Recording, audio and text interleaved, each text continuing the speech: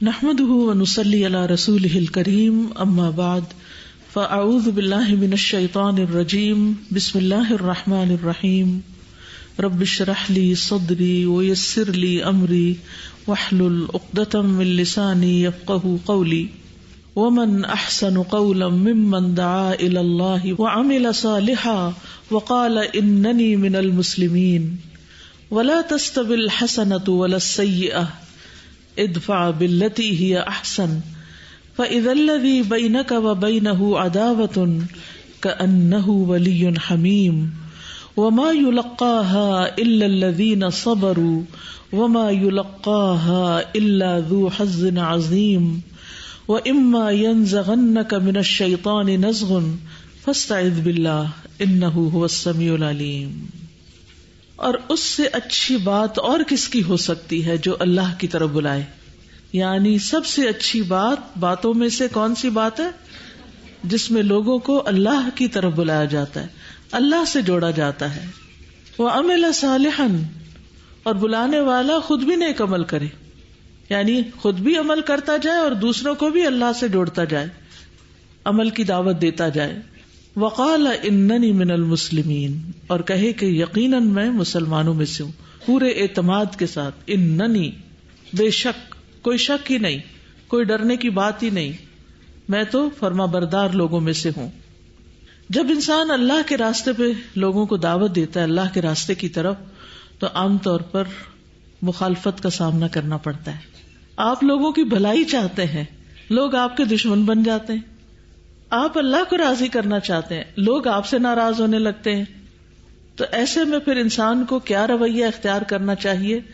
فرمایا وَلَا تَسْتَوِي الْحَسَنَةُ وَلَا السَّيِّئَةُ، حسنہ اور سیئہ ایک جیسے نہیں ہوتی، اچھائی اور برائی برابر نہیں ہوتی، اچھا عمل اور برا عمل ایک جیسا نہیں ہوتا۔ اگر آپ نے اچھا عمل اختیار کیا ہے تو اسے اختیار کیے رکھیں، اور برائی کو چھوڑا ہے تو اسے چھوڑے رکھیں۔ لوگوں کے کہنے پہ آ کر اپنا طرز عمل نہیں بدلیں، اور اگر لوگوں کی طرف سے برے رویے کا سامنا ہو، تکلیف دہ رویے کا سامنا ہو، تو کیا کریں؟ ادفع باللتی ہی احسن، اس طریقے سے برائی کو دفع کریں، دور کریں، رفع کریں، اس کا مقابلہ کریں جو سب سے بہترین ہو۔ یعنی برائی کو خوبصورتی کے ساتھ دور کرنا ہے، جھوٹے پروپیگنڈے کو، لوگوں کے رویے کو، لوگوں کی غلط رستے کی طرف دعوت کو کیا کرنا ہے؟ ادفع باللتی ہی احسن، برائی کے جواب میں کیا کرنا ہے؟ بھلائی اختیار کرنی ہے۔ مخالفت کے جواب میں لوگوں کی مخالفت نہیں کرنی، بلکہ صبر سے کام لینا ہے۔ نتیجہ کیا ہوگا؟ فَإِذَا الَّذِي بَيْنَكَ وَبَيْنَهُ عَدَاوَةٌ، تو وہ شخص کہ جس کے ساتھ تمہاری دشمنی تھی، تمہارے اور اس کے درمیان ایک دشمنی بن گئی، جو تمہارا دشمن تھا، كَأَنَّهُ وَلِيٌّ حَمِيمٌ، وہ ایسے ہو جائے گا گویا کہ دلی دوست، جگری دوست، گہرا دوست ہو۔ جس کی مثال ابھی آپ نے تورو برانچ کی ان ٹیچر کی نظم کی شکل میں دیکھی کہ جنہوں نے الہدا کی سخت مخالفت کی لا علمی کی بنا پر، اور پھر اس کے بعد جب سمجھ میں آ گئی بات تو پھر کأنہ ولی حمیم۔ اور یہ ہر ایک کے ساتھ ہو سکتا ہے، کیونکہ یہ اللہ کی بات ہے، یہ اللہ کا وعدہ ہے۔ اصل میں ہم جلدی گھبرا جاتے ہیں، ہم پریشان ہو جاتے ہیں، ہم کہتے ہیں اس نے ہمارے خلاف یہ بات کیوں کر دی، ہم اتنا اچھا کام کر رہے ہیں، ان کو سمجھ کیوں نہیں آتی۔ نہیں، ہر ایک کا ایک وقت ہوتا ہے بات کو سمجھنے کا۔ خالد بن ولید کے سمجھنے کا ایک وقت تھا، اکرمہ بن ابی جہل کے سمجھنے کا ایک وقت تھا۔ تو اللہ نے ہر ایک کا ایک وقت لکھا ہے، اور اس وقت پر سمجھ جاتے ہیں جن کو سمجھنا ہو، جن کے اندر خیر ہوتی ہے۔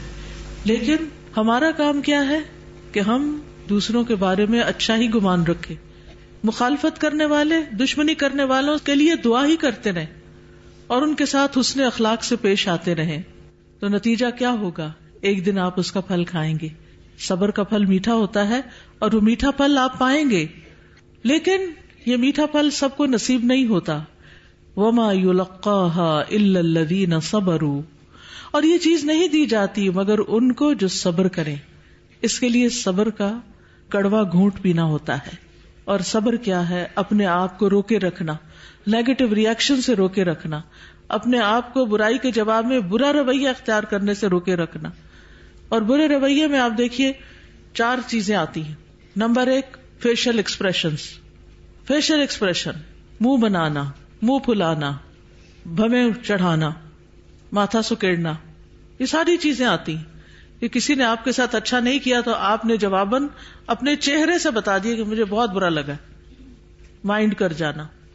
دوسرا زبان، انسان زبان سے برا بھلا کہنے لگتا ہے. اگر مخالف کے سامنے کہنے کی ہمت نہ ہو تو دائیں بائیں کہنے لگتا ہے کہ دیکھو اس شخص کو، دیکھو فلاں کیا کر رہا ہے، یہ یوں غلط ہے. یعنی اس کے خلاف ایک کمپین چلا دی جاتی اور اپنا کام چھوڑ دیا جاتا ہے. تو ہمیں یہ نہیں کرنا کہ اپنا کام چھوڑ دیں اور جس نے ہماری مخالفت کی یا ہم سے دشمنی کی اس کے پیچھے پڑ جائیں. شیطان تو چاہتا یہی ہے کہ ہم یہ کام چھوڑے کسی طرح. تو اس میں آپ نے پکے رہنا ہے کہ جو علم دین سیکھ رہے ہیں یا سکھا رہے ہیں اس میں کوئی کمی نہ آئے، مقصد سے نہیں ہٹنا، حنیفہ مسلمہ، یکسو مسلمان رہنا ہے. تیسری چیز ہوتی ہے انسان کا ہاتھ. ہاتھ سے انسان جب بولتا ہے تو ہاتھ بھی بولتے ہیں، باڈی لینگویج جس کو کہتے ہیں. پھر انسان کا قلم یا اس کی ٹائپنگ. تو اگلا مرحلہ یہ ہوتا ہے کہ بعض اوقات ہم ماتھے پہ نہیں کچھ لاتے زبان سے کیونکہ وہ سامنے نہیں، ہم خلاف لکھنا شروع کر دیتے ہیں، اس سے بھی بچنا ہے. اور چوتھی چیز ہے انسان کی چال ڈھال، اس کی ایفرٹس، اس کے پاؤں، یعنی وہ پھر کس طرف بھاگ دوڑ کر رہا ہے. تو بعض اوقات انسان اپنی ساری بھاگ دوڑ اپنے کام چھوڑ کر کیا کرتا ہے، دشمن کی مخالفت میں لگا دیتا ہے.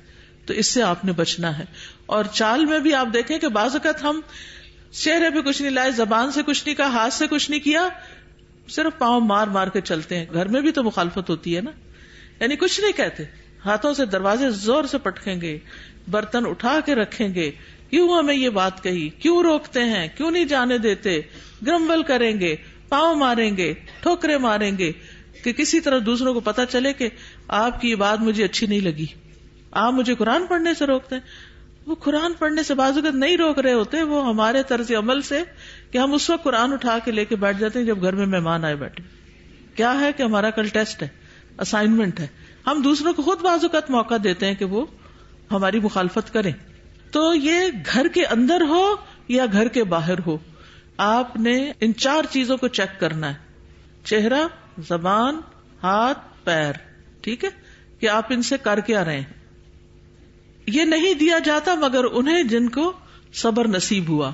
وما يلقاها الا ذو حظ عظیم. اور یہ چیز حاصل نہیں ہوتی مگر اس کو جو بہت بڑے نصیب والا ہے، اس کا نصیب بڑا ہے، قسمت بڑی. یعنی یہ بڑا ہی خوش قسمت انسان ہے جس کو اس صبر کی توفیق مل جائے کہ لوگوں کے ناگوار رویوں کے مقابلے میں حسن سلوک اور حسن اخلاق سے کام لے سکے، چاہے وہ مخالفت گھر کے اندر ہے چاہے وہ مخالفت گھر کے باہر ہے. اپنا طرز عمل اچھا کرنا ہے، اپنا اخلاق اچھا کرنا ہے، اپنا معاملہ اچھا کرنا ہے، برا کرنے والوں سے بھی اچھا کرنا ہے، کیونکہ دل جیتنے کا یہی ایک طریقہ ہے. تو یاد رکھیے، آپ جس کام کا ارادہ کیے ہوئے ہیں اور جو کام کر رہے ہیں یہ دنیا کا بہترین کام ہے. یہ کام اللہ تعالیٰ نے اپنے چنے ہوئے فرشتوں سے لیا، جو فرشتوں کے سردار ہیں جبریل امین، ان سے لیا کہ ان کے ذریعے کلام بھیجا. یہ کام اللہ نے چنے ہوئے انسانوں یعنی انبیاء علیہ السلام سے لیا، اور ان کے سردار محمد صلی اللہ علیہ وسلم تھے جنہوں نے اس راستے میں طائف اور بدر دیکھا اور احد بھی دیکھا، احزاب بھی دیکھا اور پھر فتح مکہ بھی دیکھا. یہ کام پیغمبروں نے کیا، اللہ کے چنے ہوئے بندوں نے کیا.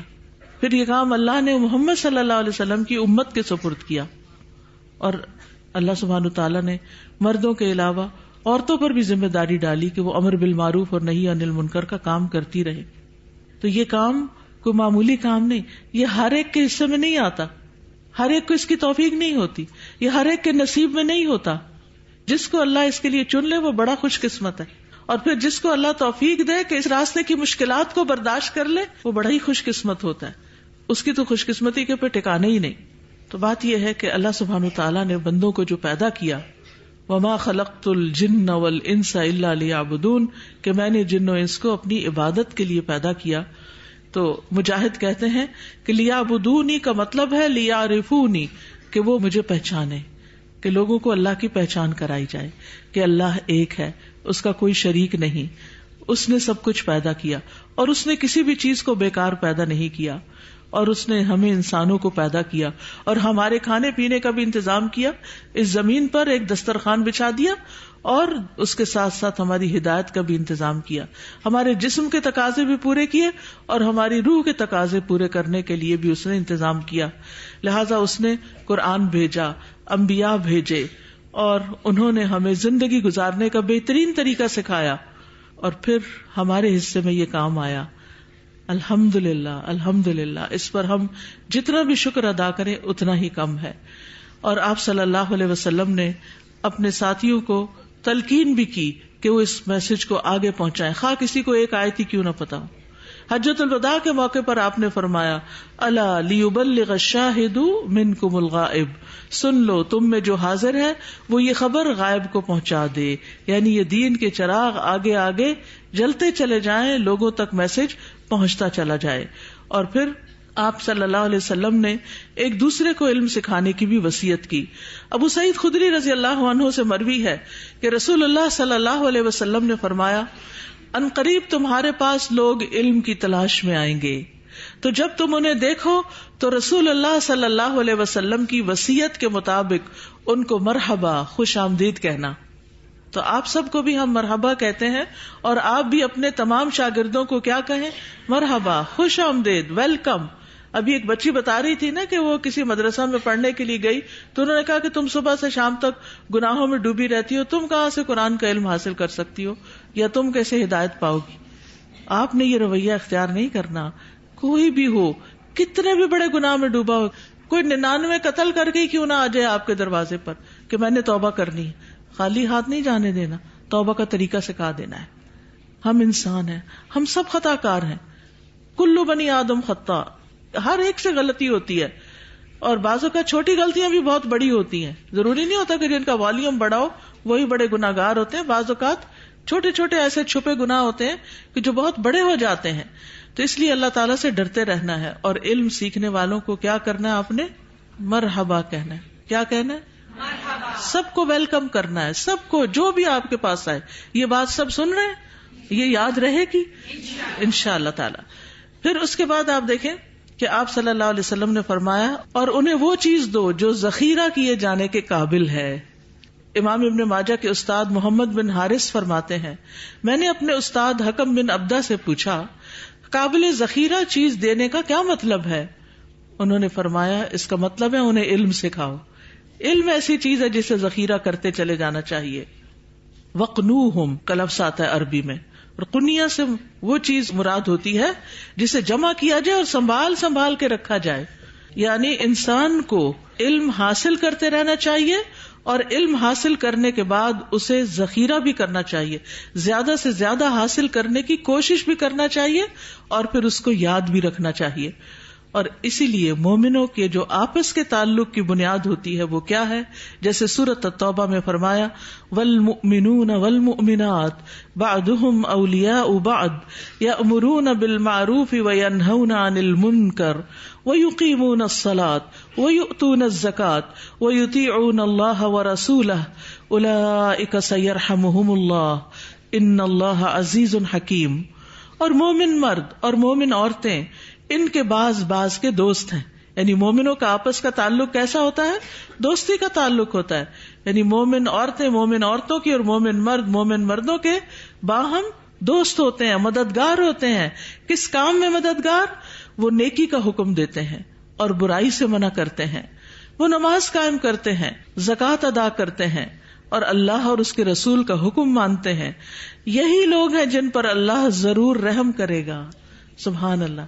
یعنی ایسے لوگوں پر اللہ کی رحمتیں ہوتی ہیں جو یہ کام کرتے ہیں، یعنی ایمان والوں کے ساتھ اچھے تعلقات رکھتے ہیں اور مل کر نیکی کا کام کرتے ہیں، امر بالمعروف اور نہی عن المنکر کا کام کرتے ہیں.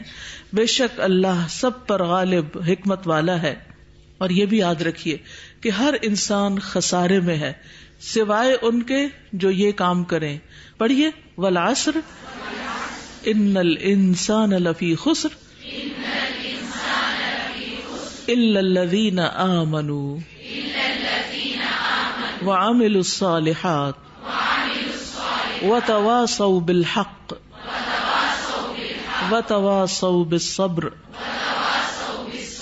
زمانے کی قسم بے شک ہر انسان یقیناً خسارے میں ہے، لفی خسر، سوائے ان لوگوں کے جو ایمان لائے اور انہوں نے نیک اعمال کیے اور ایک دوسرے کو حق کی وصیت کی اور ایک دوسرے کو صبر کی وصیت کی. یہ 4 کام جب تک انسان نہ کرے انسان نقصان میں ہے. اور جو شخص علم حاصل کر کے پھر آگے بیان نہ کرے اس کی مذمت کی گئی ہے. ابو ہریرہ سے روایت ہے، رسول اللہ صلی اللہ علیہ وسلم نے فرمایا، وہ شخص جو علم حاصل کرے پھر اسے بیان نہ کرے اس کی مثال ایسے شخص کی ہے جو خزانہ جمع کرتا ہے پھر اسے خرچ نہیں کرتا. تو آپ سب نے آج کانوکیشن کے موقع پر سرٹیفکیٹ لیا اور خزانہ جمع کر لیا، پورا قرآن پڑھ لیا، حدیث کورس کر لیا، تجوید کورس کر لیا اور کورسز کیے. اب اس خزانے کا آپ کریں گے کیا کرنا ہے اس خزانے کے ساتھ؟ اپنے پاس رکھیں گے؟ اگر پاس رکھیں گے وہ ختم ہو جائے گا. یہ ایسا خزانہ ہے کہ جسے استعمال نہ کیا جائے تو کیا ہوتا ہے؟ وہ چلا جاتا ہے. جس پر عمل نہ کیا جائے وہ چلا جاتا ہے. تو یہ خزانہ آپ نے اس لیے حاصل کیا. اب یہ نہیں کہ ایک کاغذ کا ٹکڑا آپ نے لے لیا تو وہ آپ کی گواہی دے رہا ہے. دل بھی ٹٹولے اپنا اور اپنا عمل بھی دیکھیں اور اپنی ایفرٹس کو بھی دیکھیں کہ اس علم کو حاصل کرنے کے بعد آپ آگے کتنا بانٹ رہے ہیں اور کیا کوشش کر رہے ہیں. اور جو شخص علم کی بات چھپاتا ہے اس کے بارے میں قرآن مجید میں آتا ہے، ان الذین یکتمون ما انزلنا من البینات والہدی من بعد ما بیناہ للناس فی الکتاب اولئک یلعنہم اللہ ویلعنہم اللاعنون. بے شک جو لوگ اس کو چھپاتے ہیں جو ہم نے واضح دلیلوں اور ہدایت میں سے اتارا ہے اس کے بعد کہ ہم نے اسے لوگوں کے لیے کتاب میں کھول کر بیان کر دیا ہے، ایسے لوگ ہیں کہ اللہ ان پہ لعنت کرتا ہے اور سب لعنت کرنے والے ان پہ لعنت کرتے ہیں. یعنی جو شخص پڑھ لکھ کر جان کر دلائل حاصل کر کے پھر اس کے بعد اس کو بھلا دے، سو جائے اور پھر کچھ نہ کرے تو پھر یہ ہے کہ وہ رحمت سے دور ہو جاتا ہے. صحابہ جو تھے وہ علم کی باتیں چھپانے سے ڈرتے تھے.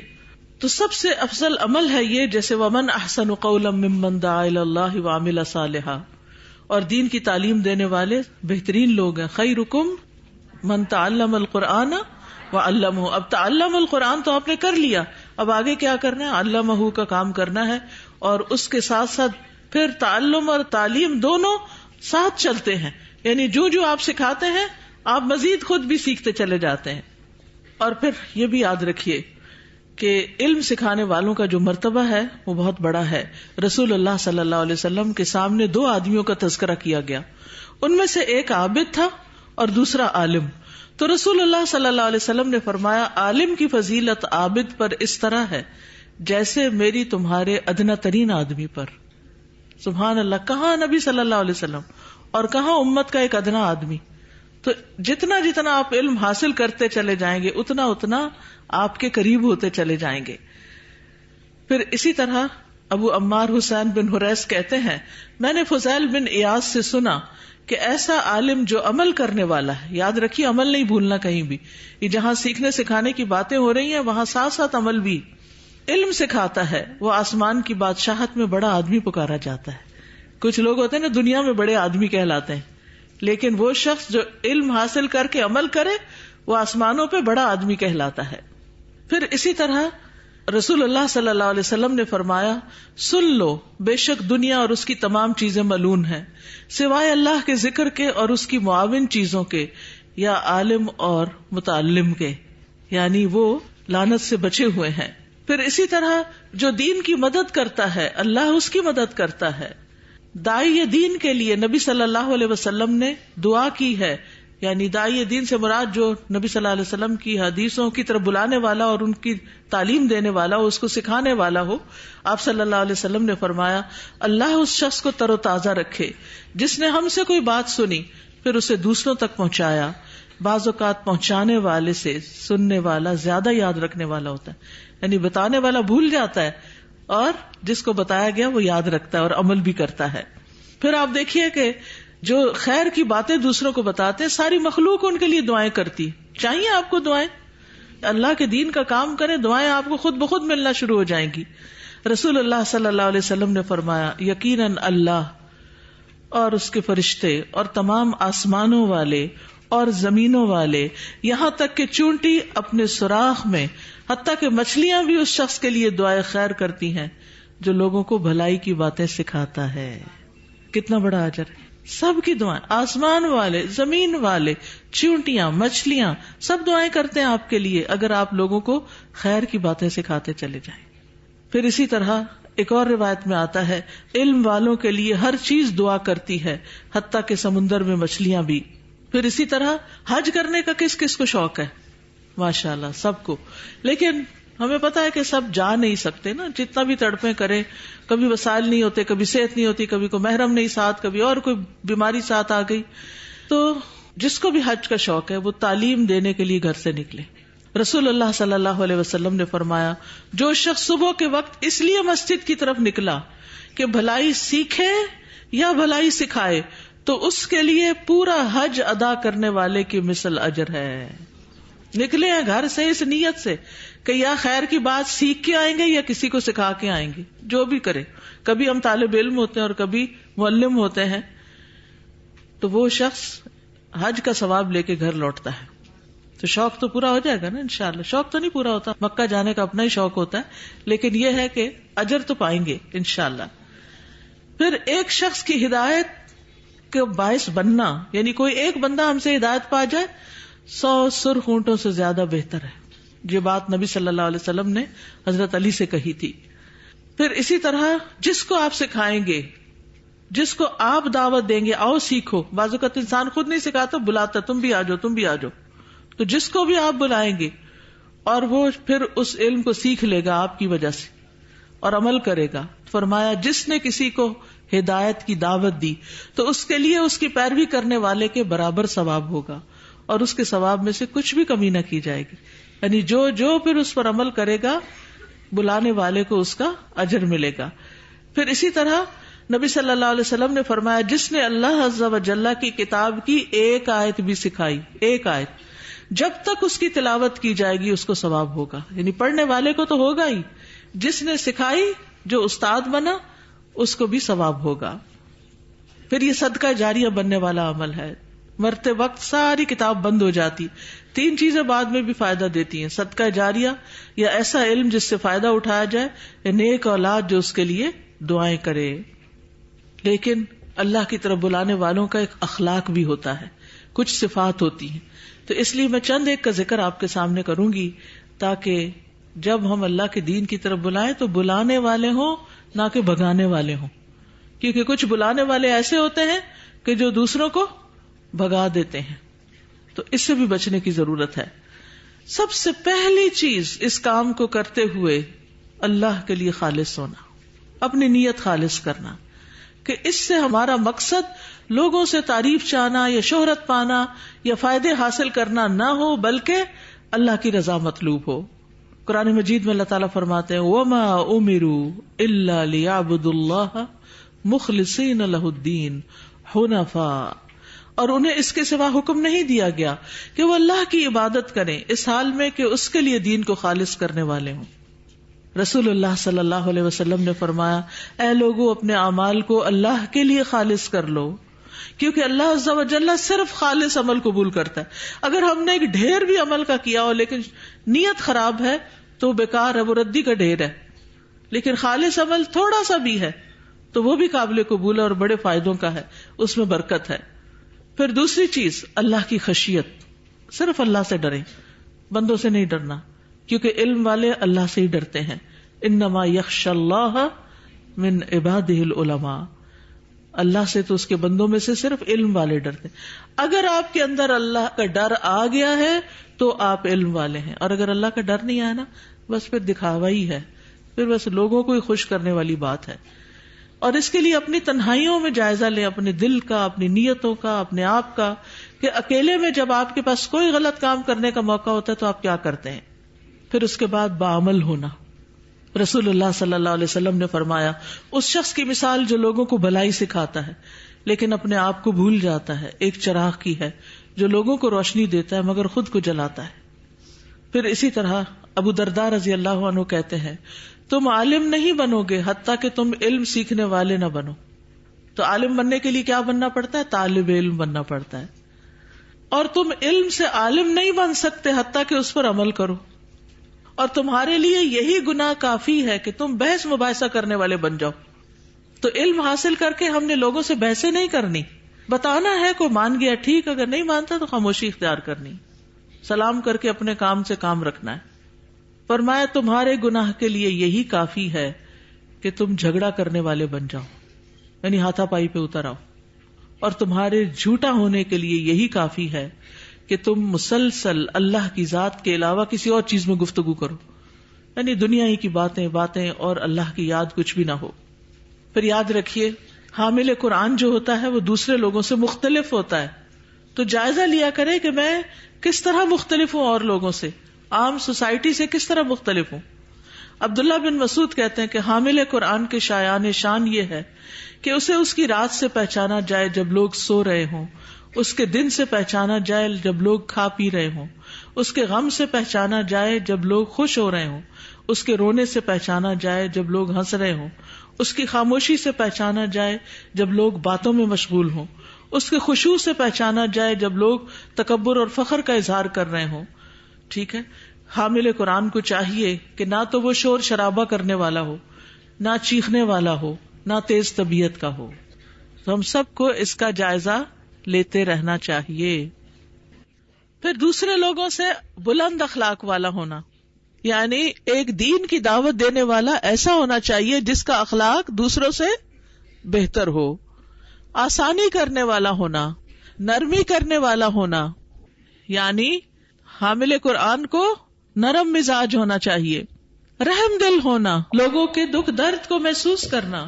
ٹھیک ہے، یعنی جیسے ابھی آپ نے یہ دیکھا کہ لوگوں کو گرم کپڑے تقسیم کیے جا رہے ہیں، رضائیاں دی جا رہی ہیں، کھانا دیا جا رہا ہے، سردی کے موسم میں یہ چیزیں کتنی چاہیے ہوتی ہیں. تو جو دین کی دعوت دینے والے ہوں وہ لوگوں کی ضروریات کا بھی خیال رکھیں، ان کے لیے رحم دل ہوں، محبت کرنے والا ہونا. اس میں ہم دیکھتے ہیں کہ حضرت عائشہ رضی اللہ تعالی عنہا اپنے شاگردوں سے کیسی محبت کرتی تھی. مسروق نے ام المومنین عائشہ بنت ابو بکر کی علمی مجلس کو اپنے لیے لازم کر رکھا تھا اور وہ ان کے بہت مقرب تھے.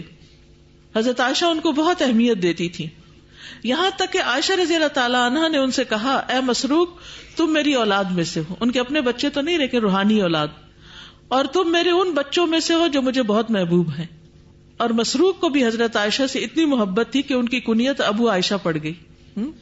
تو مطلب یہ ہے کہ شاگردوں کا خاص طور پر خیال رکھنا چاہیے، سیکھنے والوں کا احترام بھی کرنا چاہیے. صرف استاد کا ہی احترام نہیں ہوتا، طالب علم کا احترام بھی ہوتا ہے. ابن عباس کہتے ہیں میرے نزدیک میرا سب سے معزز ہم مجلس وہ ہے جو لوگوں کی گردنیں پھلانگ کر مجھ تک پہنچے، یعنی آگے آ کے بیٹھے، مجلس کے لیے شوق رکھتا ہو، ہر حال میں مجلس میں پہنچتا ہو، اگر میرا بس چلے تو میں اس پر مکھی بھی نہ بیٹھنے دوں. یعنی وہ شاگرد مجھے اتنے عزیز ہیں کہ میرا بس چلے تو میں ان پر مکھی بھی نہ بیٹھنے دوں. اور ایک دوسری روایت میں آتا ہے کہ اگر اس پہ مکھی بھی بیٹھے تو مجھے تکلیف ہوتی ہے، یعنی ان کی تکلیف میری تکلیف ہے. پھر اسی طرح متواضع ہونا، ہمبل ہونا، اپنے شاگردوں کے لیے ہمبل ہوں، عاجزی اختیار کریں انکساری سے. نبی صلی اللہ علیہ وسلم کو کیا حکم دیا گیا؟ وَاخْفِضْ لَهُمَا جَنَاحَ الذُّلِّ مِنَ الرَّحْمَةِ.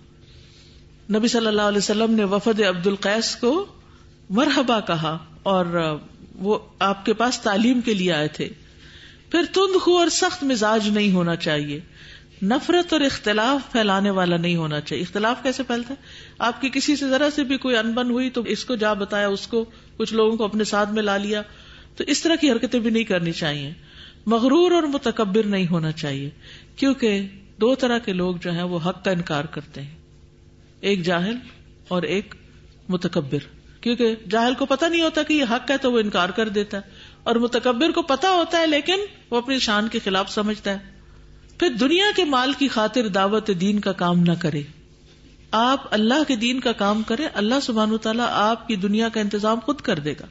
یہ کیسے ہو سکتا ہے کہ ہم اس کی فوج کے سپاہی اور وہ ہمارا خیال ہی نہ رکھے؟ پھر دعوت کے کام میں سخت محنت کرنا، دن اور رات مختلف طریقوں سے کام کرنا، جیسے سورۃ نوح میں آتا ہے. پھر مسلسل کام کرنا.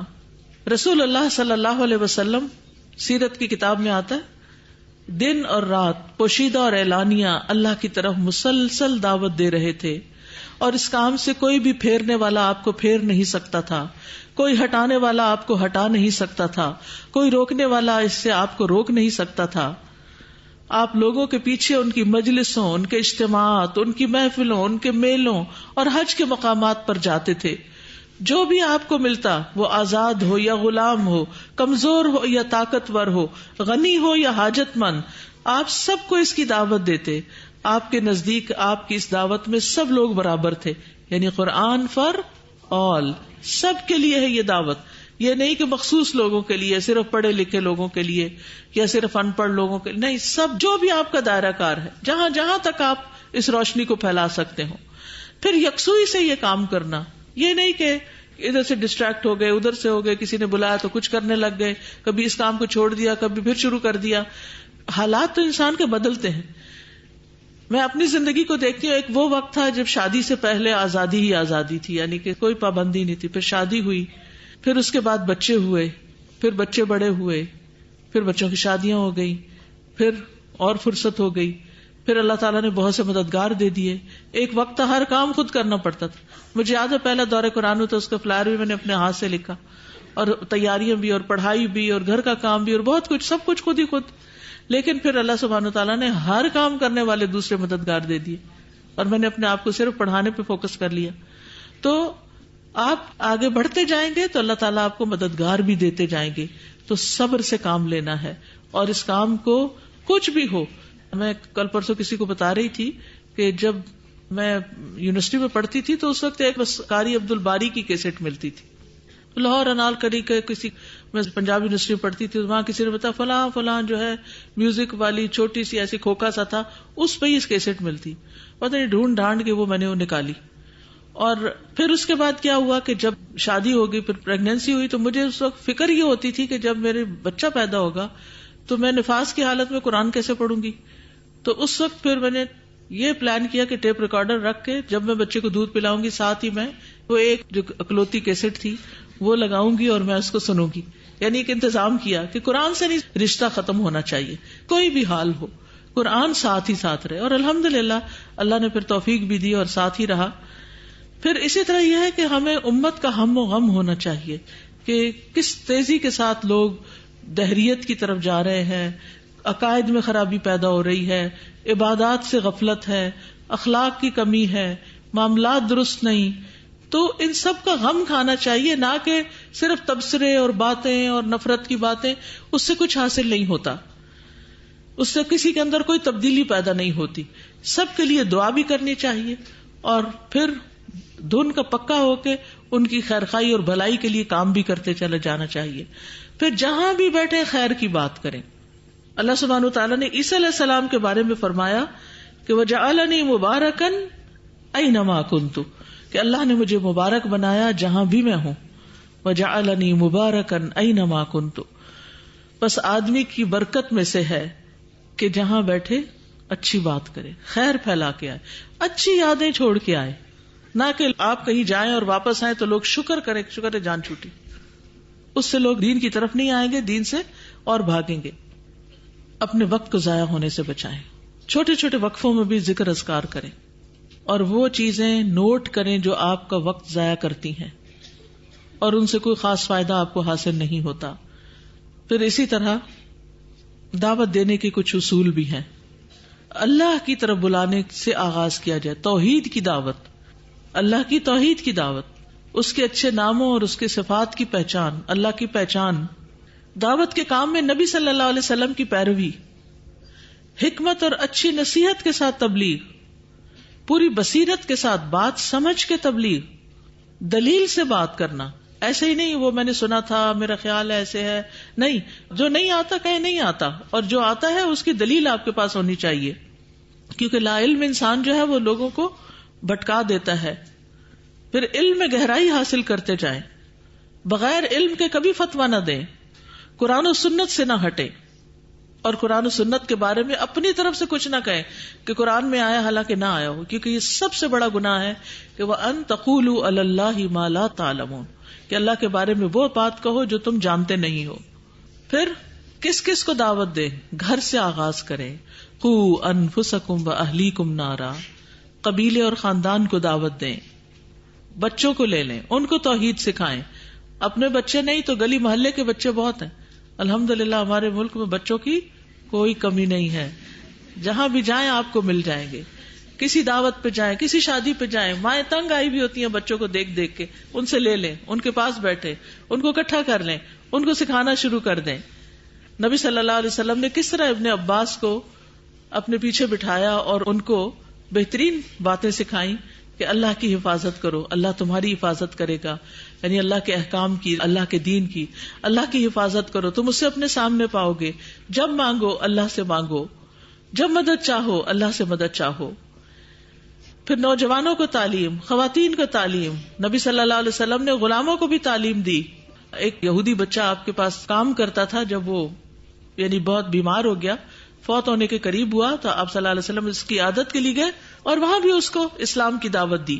پھر اسی طرح مسلمانوں کو، نان مسلمز کو، یعنی یہ دین سب کے لیے بھیجا گیا ہے. نبی صلی اللہ علیہ وسلم کس کے لیے بھیجے گئے تھے؟ صرف مسلمانوں کے لیے؟ سب کے لیے. وما ارسلناک الا رحمۃ للعالمین کافۃ بشیرا ونذیرا. ٹھیک ہے، ساری انسانیت کے لیے. تو اسی پیغام کو ہم آگے لے کر بڑھ رہے ہیں اور یہ پیغام بھی سب کے لیے ہے. اللہ سبحانہ وتعالی ہمیں عمل کی توفیق عطا فرمائے. اللہ کرے کہ جو کچھ آپ نے سنا ہے وہ سارا آپ کو یاد بھی رہے. لیکن اگر وہ سارا یاد نہ بھی رہے تو 3 باتیں پلے باندھ لیں، یاد رکھیں کہ جو بھی نیکی کا کام، دین کا کام، دین کی دعوت کا کام کرنا ہے، شوق سے کرنا ہے. ٹھیک ہے، بوجھ سمجھ کے نہیں کرنا. نمبر 2، اخلاص، صرف اللہ کی خوشی کے لیے، اللہ کی رضا کے لیے، اللہ کے چہرے کے دیدار کے لیے. اور نمبر 3، سنت رسول صلی اللہ علیہ وسلم کے مطابق، کیونکہ جو عمل سنت کے مطابق نہ ہو وہ قبول نہیں ہوتا. تو یہ 3 چیزیں جو ہیں آپ کے کام میں لازمی عنصر ہو ان کا. اور اس کے لیے انسان کو شوق بڑھانے کے لیے اچھے ساتھیوں کی ضرورت ہوتی ہے. اخلاص کے لیے قرآن کے مطالعے کی، قرآن سے مضبوط تعلق. اور سنت کی پیروی کے لیے کس کی ضرورت ہوتی ہے؟ سنت، سیرت پڑھنے کی، اس کے ساتھ مسلسل تعلق قائم کرنے کی. تو آپ کے دوست بھی اچھے ہوں، آپ کے آس پاس ماحول بھی ہو، کسی نہ کسی طرح. بعض اوقات ایسے حالات بھی آ جاتے ہیں، شادی ہوتی ہے، سسرال والے ملنے نہیں دیتے کسی سے، الہدا جانے ہی نہیں دیتے، الہدا کا نام سن کے چڑھتے ہیں. تو ایسی صورت میں کیا کرنا ہے؟ پھر بھی کسی نہ کسی دینی دوست کے ساتھ آپ کا تعلق ضرور ہو. قرآن کے ساتھ آپ کا تعلق نہ چھوٹے، چاہے بچے پیدا ہوں، چاہے کام ہو، کچھ بھی ہو. حدیث پڑھنے اور سیرت کی کتابیں پڑھنے سے یا گھر میں دوسرے بچوں کو پڑھانے سے رکے نہیں. چاہے ایک کو پڑھائیں، ایک شخص بھی آپ کو مل جائے، آپ کی ساس راضی ہو جائیں، آپ کے سسر راضی ہو جائیں، آپ کی نند راضی ہو جائیں، ان کے بچے راضی ہو جائیں، کوئی بھی. آپ کھائیں پیئیں پہنیں اوڑھیں کام کریں جو بھی کریں، لیکن اللہ کا کام نہیں بھولیں، ورنہ باقی چیزیں تو یہی رہ جائیں گی، ساتھ یہی چیز جائے گی. تو جب آپ اس کو پکڑے رکھیں گے گمراہ کبھی نہیں ہوں گے، ایمان کمزور نہیں ہوگا، عمل میں آگے بڑھتے رہیں گے، معاملات دنیا کے بھی درست رہیں گے. لیکن اس کو بھول گئے تو وَمَن يَعْشُ عَن ذِكْرِ الرَّحْمَنِ نُقَيِّضْ لَهُ شَيْطَانًا فَهُوَ لَهُ قَرِينٌ وَمَنْ أَعْرَضَ عَن ذِكْرِي فَإِنَّ لَهُ مَعِيشَةً ضَنكًا وَنَحْشُرُهُ يَوْمَ الْقِيَامَةِ أَعْمَى. انجام بڑا بھیانک ہے چھوڑنے کا. تو اللہ تعالیٰ سے دعا ہے کہ اللہ تعالیٰ ہم سب کو اس راستے پر استقامت دے، اسی پر ہماری موت آئے اور ہم زیادہ سے زیادہ اس دنیا میں آخرت کے لیے کمائی کر پائیں. اللہ تعالیٰ آپ سب کو صحت دے، اور جن لوگوں نے اس کام میں مدد کی ہے اور جنہوں نے آپ کو اس راستے پر لگایا ہے اور جن کی محنتوں سے آج آپ نے اپنی زندگی میں یہ دن دیکھا ہے، اللہ تعالیٰ ان سب کو اس کی بہترین جزائے خیر عطا فرمائے.